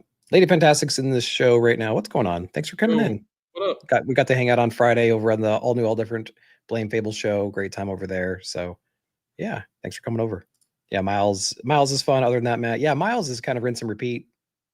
We all were reading that when it first came out, and then it kind of got a lot of like, I don't know, it just got a little too whiny. I think the interiors were always solid. I think Vincentini was on the art, if I'm not mistaken. Yeah, when Vincentini was doing the artwork, it was really good. Cody has a voice for the character. Yeah, I just don't know if it has a direction for the character. And then it got bogged down with the Marvel event and everything, and turning into a vampire and all that stuff. Yeah. We met Trad as well over at Heroes. He's a really cool dude. Yeah, for sure. Captain Marvel variant, Ben Wise, Kamala Khan. Yeah, I got his Little Bird second print signed, and then I know you guys brought. What'd you bring? I brought the Fall Sunrise, the Treasury edition. Of course. Yeah. And then I think Stu brought that as well, or maybe Silver Surfer. I can't remember. He's had 2 short boxes, like the boom boxes of books, so. Yeah. Really, really good. Yeah, Little Bird is sick. Yep. One of the best books ever. Our pick of the year last year, Precious Metal. So I got to shove that Little Bird second print in Ian's face. Ian and Trad are studio buddies. Really cool. Yeah, hopefully number 9 gets us back in action. Which one are we talking about there? Can't remember. Oh God, what were we were just talking about? Yeah, I vaguely remember what it could have been. Oh, New Gods? Yeah. Oh, Conversation at Dinner Table. Yeah. That's right. Yep. Cool. Yep.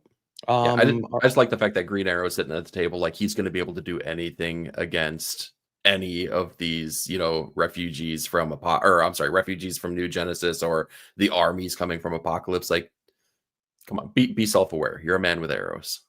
Yeah, for sure. Yeah, and he is. He's just hanging. Pumped to see Santos Sisters win Eisner for best ongoing series for sure. Surprise pick for sure, but like I'm delighted that they got it. That's cool. This row up here, Ghost Pepper #2. I had a good time with #1. Cool little manga spirit to it. I enjoyed it a lot. I think it was great. Colors were interesting. Character designs were great. The world building was there. It reminded me of Borderlands. That's what I kind of compared it to in my reviews. Had a Borderlands vibe to it with like a manga flair. So it's gonna be cool to see.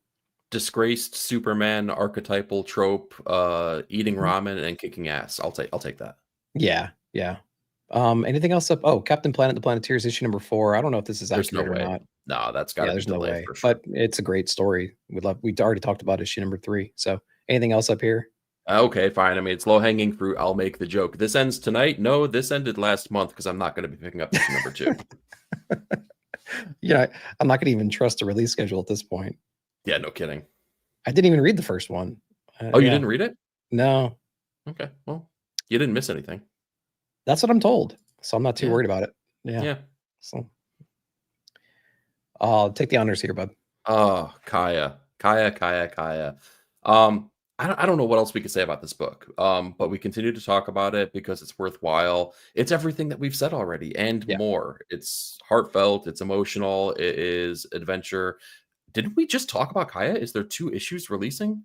No, somebody in the comments said that they got caught up on the trades. That's what it was. Yes. Yeah. Everything that I said earlier in the episode here, yes, all of that stuff and more. I loved the last issue that we got. It was pitch perfect, good. and I feel like this is going to be building off of that. And I feel like we're further than halfway in the overall storyline of Kaya, so it's going to be a ramp up from here on out. Yeah, Yeah, for sure. there we go. I did have a call to action for Wes Craig to tell me if Razel is a good guy or not, because I'm tired of all the sideways glances. I mean, when you smile like that and your teeth look the way that they look, you're I being know told a story. it's so on point, but like I know, but doesn't he make you question it though? Isn't that I can wonderful? only take it for so long because his words are one thing and his actions aren't necessarily bad, but he has all those damn man, he's giving you all those bombastic side eyes, you know? So He's like a Loki type character. He'll give you a he hug is, and stab you through the ribs, for sure. in the But same he hasn't move. done anything bad yet. He's just an untrustworthy dude, both character design and side eyes, dude. Yeah, that's accurate. Yeah. Eventually gonna start reading. Yeah. Eventually gonna start reading it. Thanks for coming in, by the way. Yeah, there's no wrong time, Jay. No, and honestly, I picked this up probably around like issue 17. I read the first couple, I fell off. These guys were talking about it so much, it was like a challenge to jump back on. A challenge for me to do it, not to actually go through with it and read out all those issues because they read so fast. So I got the trades. I read like the first volume in like 20 minutes. Like it's just such a fast easily. read. Mhm. Yeah, so you can catch up real. I mean, even at issue number 29, you can catch up pretty quick. Oh yeah. So yeah. Anything else up here? Dude, I'm a sucker for Event Horizon. I think that movie is a sneaky masterpiece. Yeah, so I might just check this out, but this is very much like I don't know if I'll talk about it and review it. Will I Yeah. read it for myself though? I might. Yeah, I hear you. I didn't even know this was coming out. Was not on my radar. All right, let's keep going. I want to go back because Space Ghost is so damn good right now. I want to go back and read this Johnny Quest crossover. I fell off of Johnny Quest. The first couple issues were okay, and then I fell off of it. But Propose is not on this. It's is it Joe? Joe Casey, I believe. Joe Casey. So that's I think he was writing Johnny Quest proper, and so I don't know if I want to read this one or not, but yeah, I don't know. Yeah, it's one of those things. Yeah, my shop didn't get them because of the whole diamond snafu as well. Yeah. Mm-hmm. So it's like I'll go back and I'll read the entire series once they release that. I've heard nothing but good things though.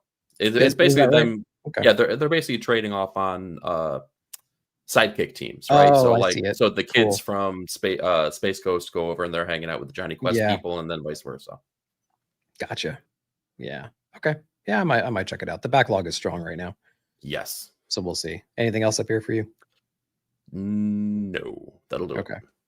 We might be doing the crawl here. TMNT Journeys #1. I think this is like a layered older story that they're kind of putting back together, collecting back, I think. Okay. So that might be interesting. I didn't read Post Malone's Big Rig #1. Maybe I should have, but I just didn't get to it. Yeah. Nothing else here. Yeah, same. Big old same. Nothing over here either. I've heard good things about Benjamin, but I'm not reading it. That's a circle back around kind of book. Yeah. Vampirilla, nothing. Yeah, same. Wild Animals #2. All right, I'll give you the time. Go for it. Wild Animals #1, I thought was one of the better crime books that we've gotten maybe all year. In fact, I feel like we've been pretty light on crime books. I really dug this one. Yeah, I mean, it's Ed Brisson. He knows how to write a crime drama. He knows how to build up those tensions. I thought that issue number 1 was really good. Issue number 2 is really going to define whether or not they're going to be able to kind of let this, get some air underneath its wings, though, because it was all kind of setting the foundation in issue number 1 about who this character was and what his motivations were. Yeah, Now we're going to see some actions take place, for or sure. hopefully, I should say. Yeah. Yep. After starting Criminal, I can see why you like this book so much. It's that same vibe, I guess. Yeah. Yeah, people with a loose moral compass and motivation to do sometimes unlawful things. Yeah, street level gangster kind of stuff, backstabbing, betrayal, overcoming the odds, detective stories. I've seen the pattern with your tastes here. I'm a mark. What can I say? Phable, good morning, man. What's going on? Thanks for coming in, dude. Good morning. Good morning. Everyone's saying hi. Good times. Anything else up here? That would be it. That's it. Cool. Nothing up here for me. Yeah, we're in scroll territory. Okay, let's keep going. I think so, at least. Yeah. Nothing.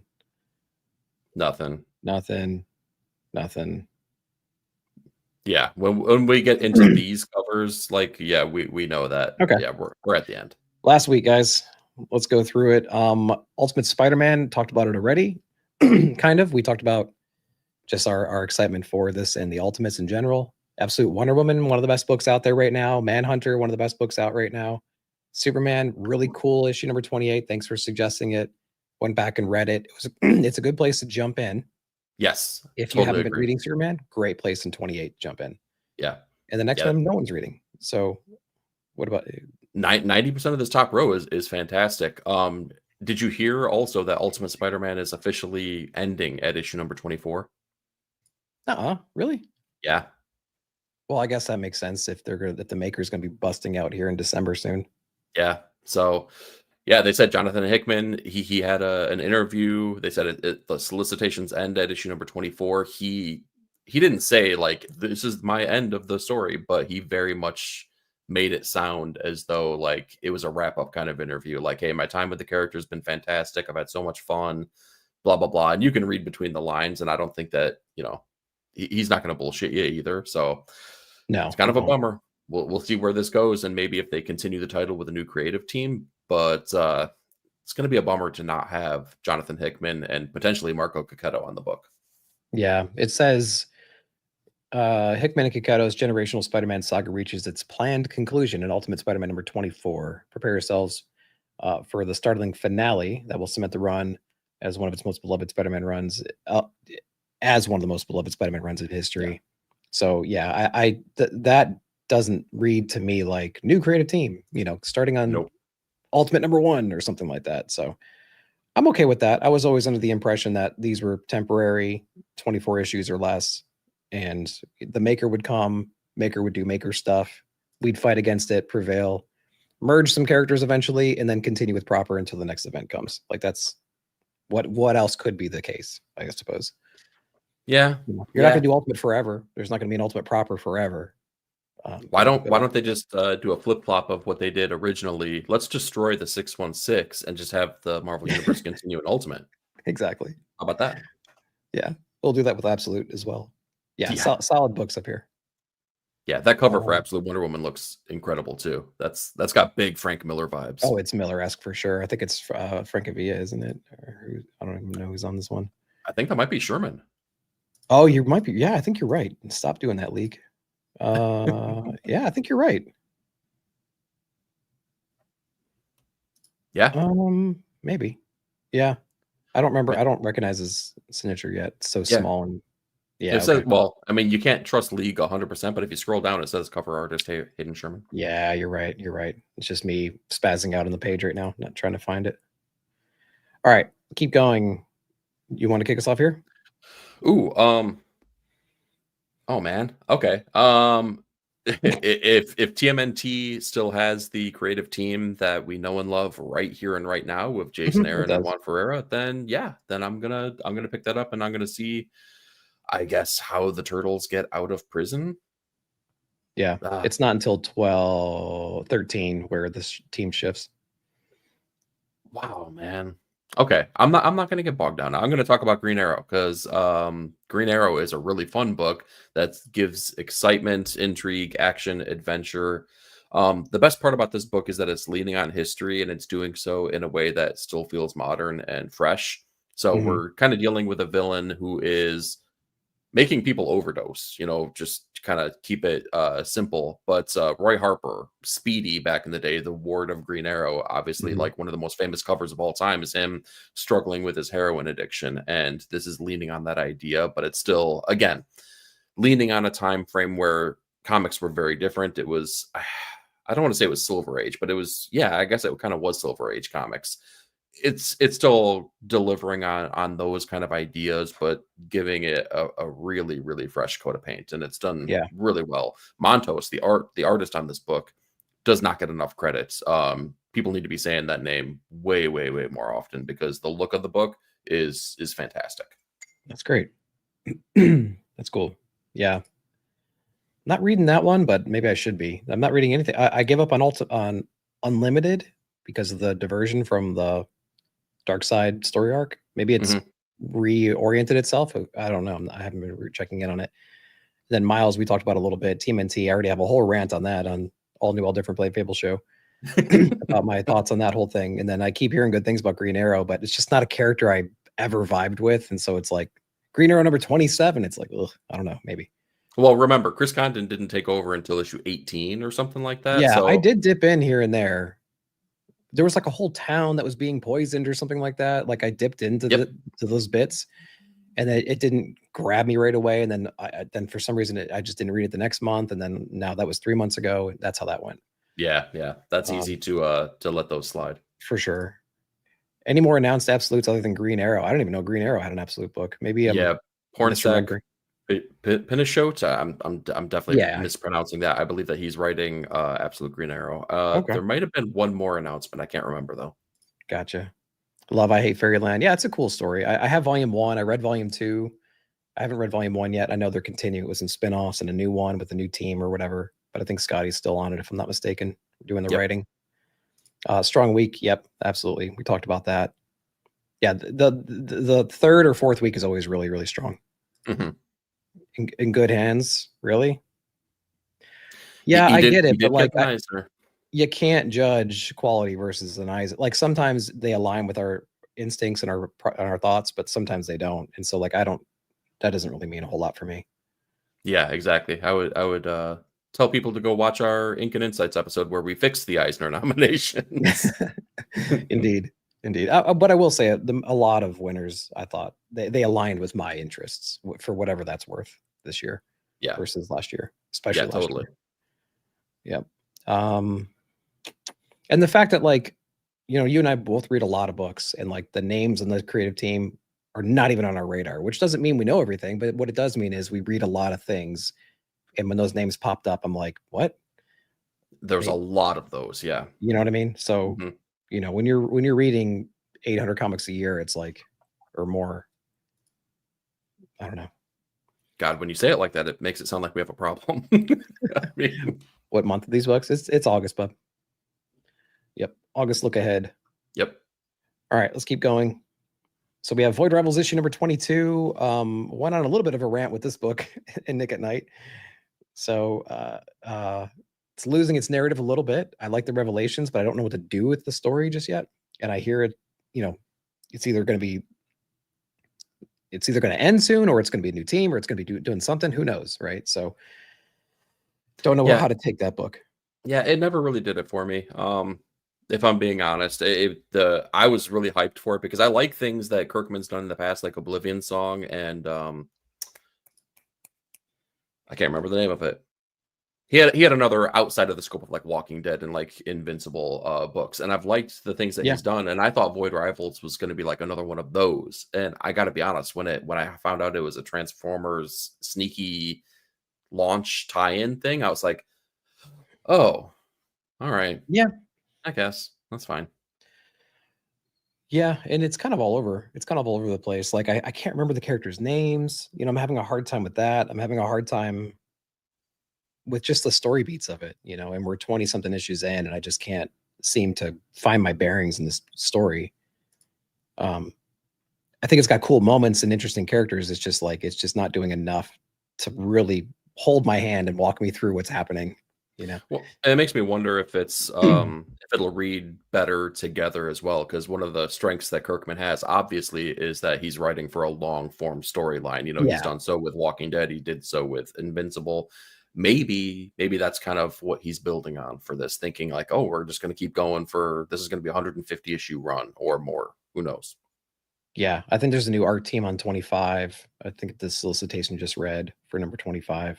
Kirkman's Okay. still on it for 25, so that's interesting. Yeah, I think it's a great trade read because if you can read it all back to back to back, things are going to stick more, and we're going to Yeah, be good. exactly. Nick, you're at 500. Yeah, I'm at like 505 right now, something like that for the year, and it's the end of July, so I'm on road to 900 if this pace keeps up. Phew, that's Something like that. insane. Can you break Yeah. 1,000 though? I doubt it, unless my back.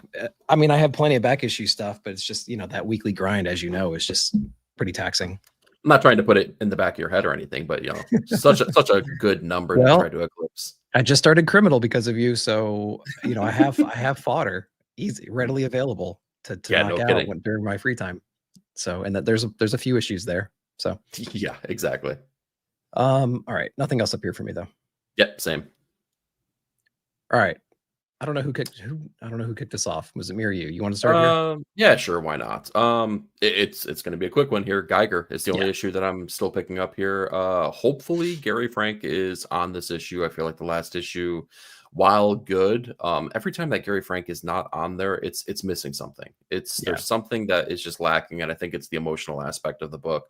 However, the story is still, man, incredible. It's so good. I love yeah, all of the ancillary characters that are in this. I love the journey of Tariq Geiger, what he's going through, and it's such a really good book. Like, I mean, it makes sense that it was the flagship book to kind of like spearhead and launch the Unnamed Universe and Ghost Machine as it is. yeah, for sure. Yeah, I have a lot of fun with this. Yeah, me too. I didn't mind the artist in the previous issue. I thought it was a fairly seamless one. Obviously, you can't emulate Gary Frank completely, but I thought it did a decent job of doing that. Yeah, We have a new one. Eduardo is on this one, I believe. So, and then we have Norm on the inks. We still have Brad and Rob though, so that's interesting. Updating your profile pictures too. I think those are new ones for those two guys. dude, look at that Told you how long I've mustache been on on. Rob, man.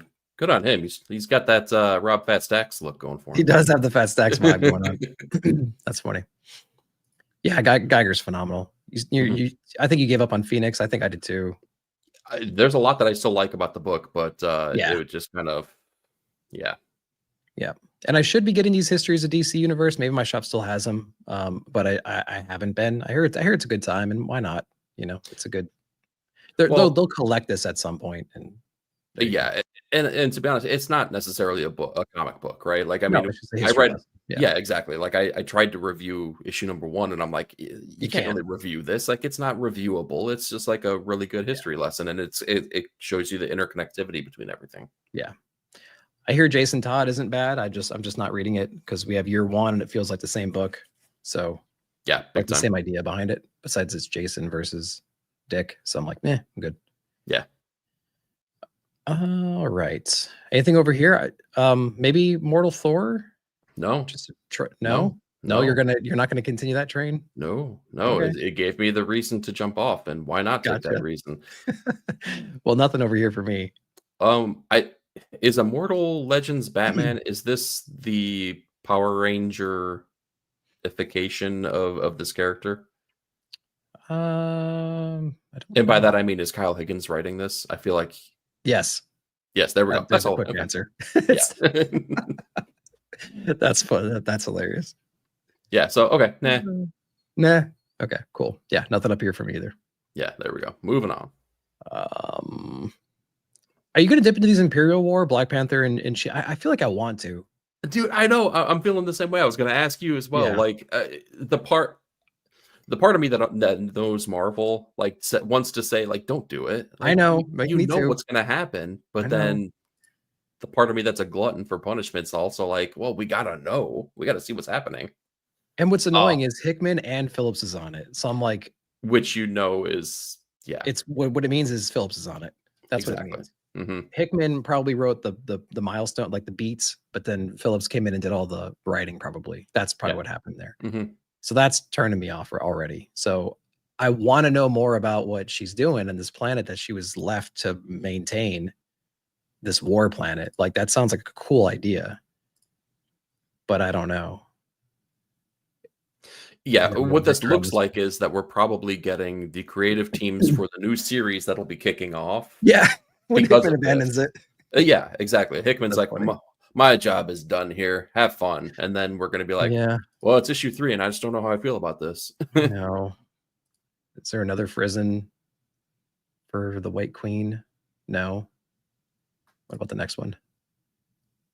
No, but we start getting these Ross timeless variants back. I am not going to get suckered into that. No, Me sir. neither, dude. No I got a stack way. of them right there that I found when I redid my stuff, and I'm like, what am I doing with these? Although I did get to show off my Galactus on Friday, which is pretty cool. That is true. Yeah. Anything else up here? Nope. Cool. Next one. We're looking really quick. No. Okay. Nope. There you go. Moving on.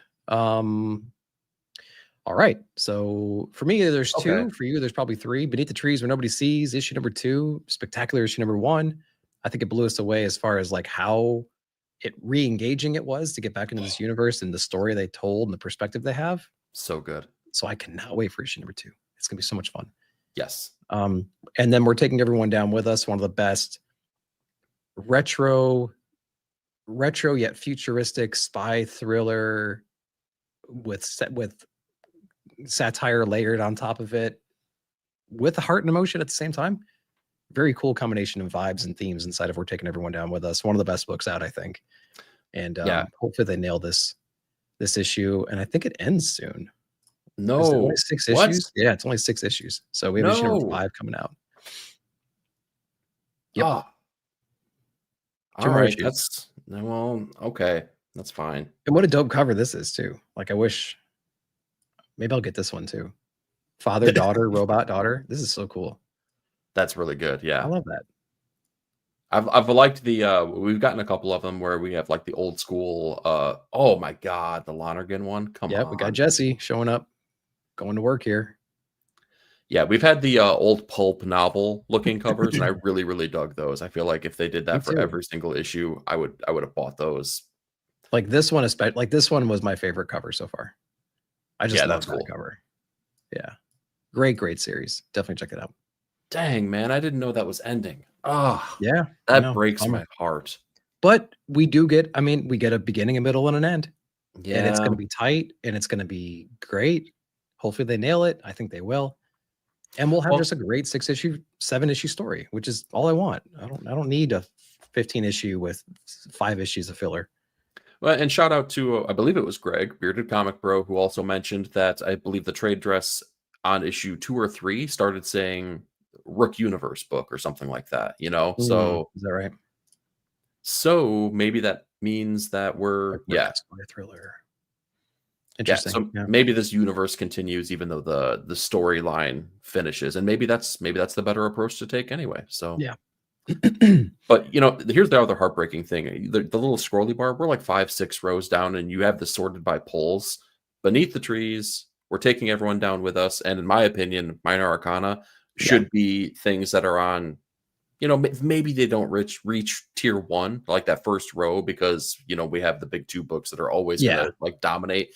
These should very firmly be row 2, row 3, without a shadow of a doubt. It should be beating Deadpool, Wolverine, and you know, West Coast Avengers and Fanfare and Scorched and The Thing and Jeff. It should be beating those things from a quality perspective and storytelling chops, you know.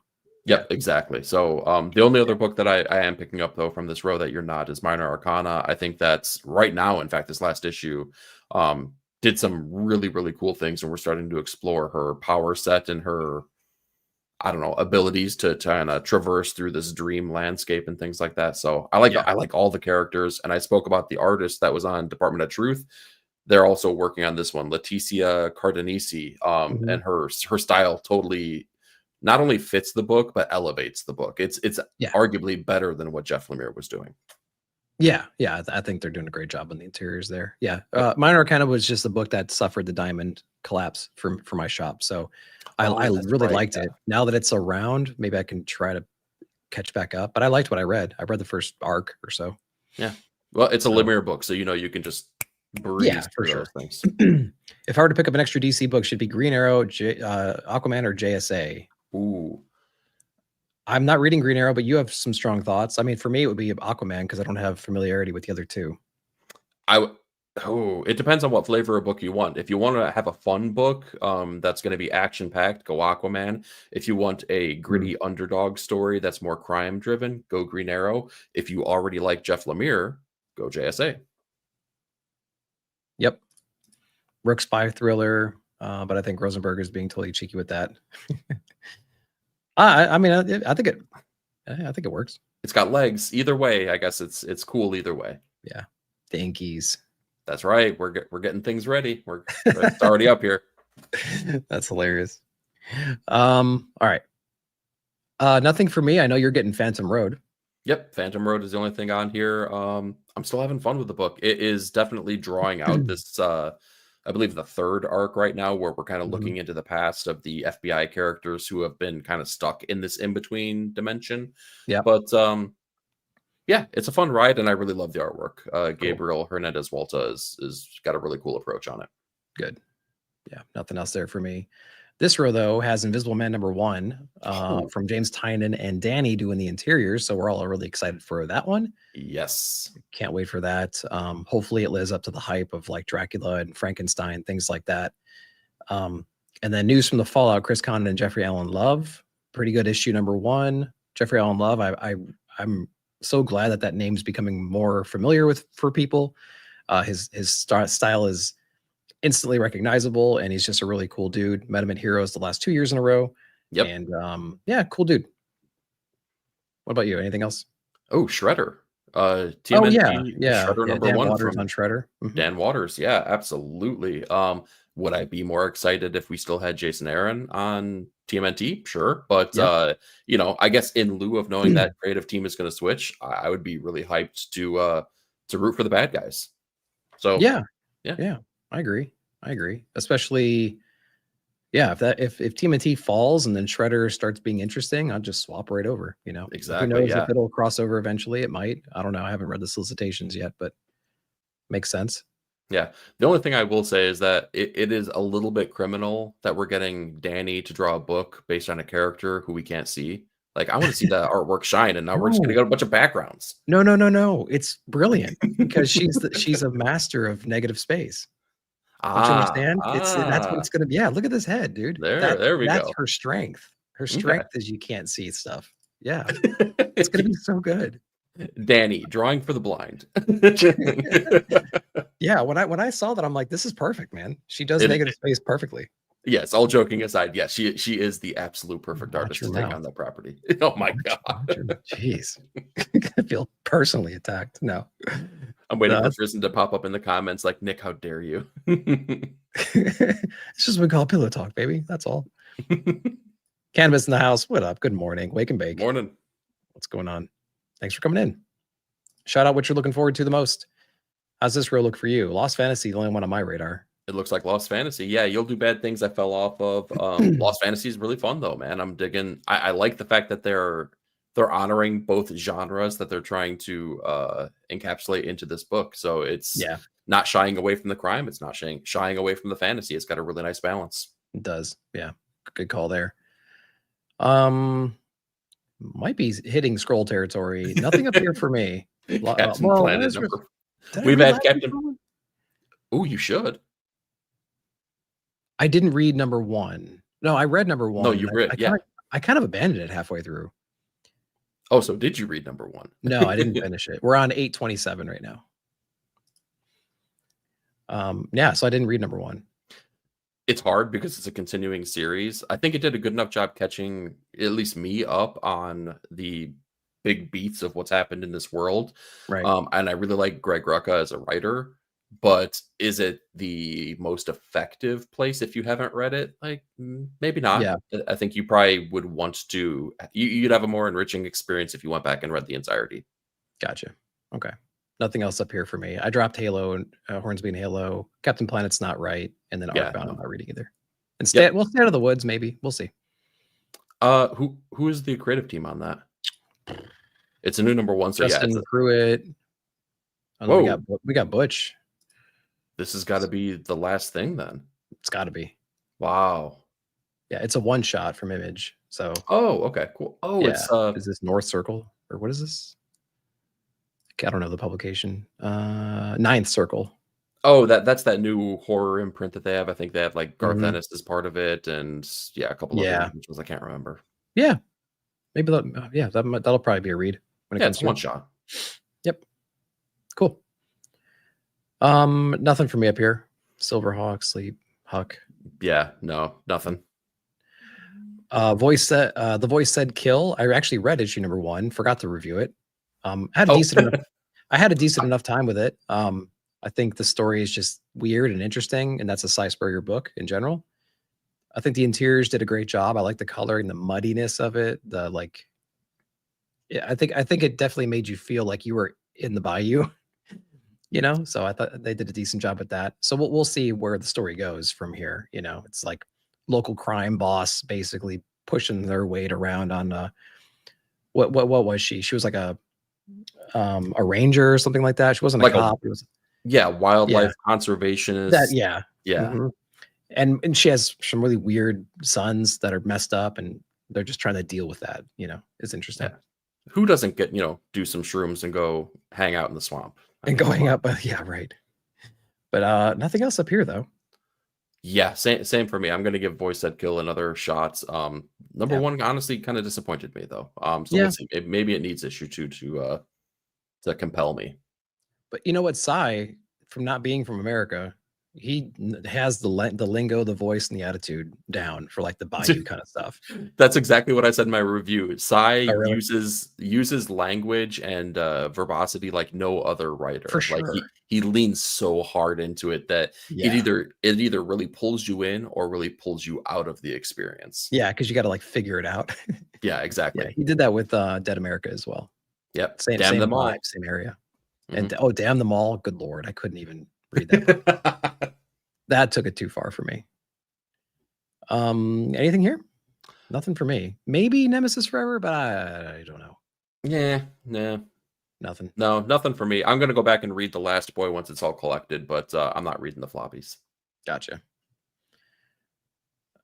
Vanishing Point #4. I really dug issue #3. Actually, I thought it was pretty good compared to issue 1 and 2. So yeah, each issue has gotten better. Yeah. Nothing else up here. Yep, big old same. Cool. Dark. Nope. Biker Mice. Nope. Pedestrian Life. Nope. Dune. Star Trek. Nope. Nope.